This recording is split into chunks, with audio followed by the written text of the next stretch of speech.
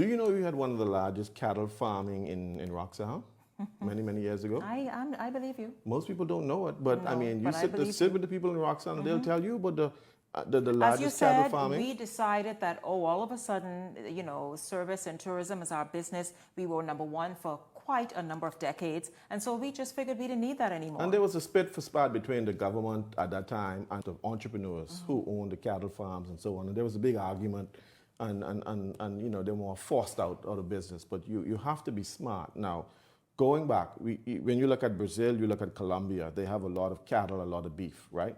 We need to say to Brazil, listen, give us some of your young calves, whether we buy $50 million worth of them.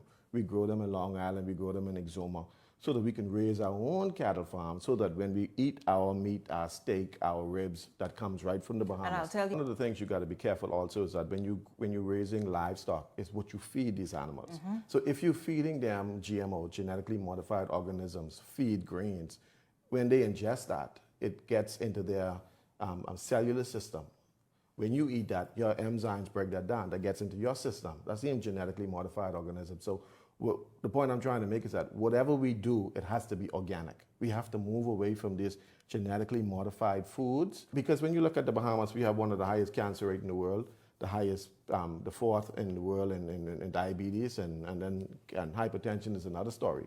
And so, you know, food security is important. But I mean, what type of food are we want to put on the table? But this is why, Cassius, that is I am critical. encouraged because